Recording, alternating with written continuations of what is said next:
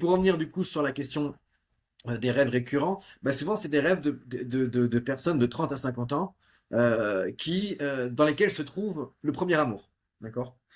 Et le premier amour, alors il est souvent distinct, ça veut dire il est souvent lointain, c'est-à-dire il est plus si potentiellement, je dirais, envisageable que ça, parce qu'il y a eu des relations entre-temps, peut-être parfois des mariages, et dans des moments conflictuels, dans des moments de difficultés relationnelles avec le conjoint, eh ben, il y a ce rêve-là, bizarrement, du premier amour.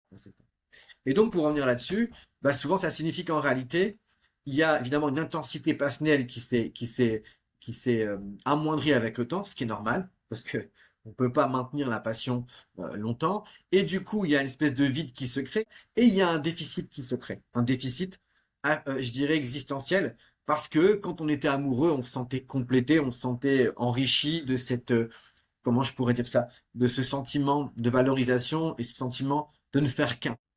Et donc, c'est ce retour à cette unité qu'on recherche. Et donc, les rêves dont je vais parler là, que j'évoque, c'est des rêves de l'ancien conjoint, ou plutôt du premier amour, qui renvoient pas au besoin supposé de retourner avec, ce serait une erreur monumentale, mais de trouver, c'est une suggestion pour réactiver ce sentiment-là d'unité qui a pu s'exprimer que dans la passion amoureuse.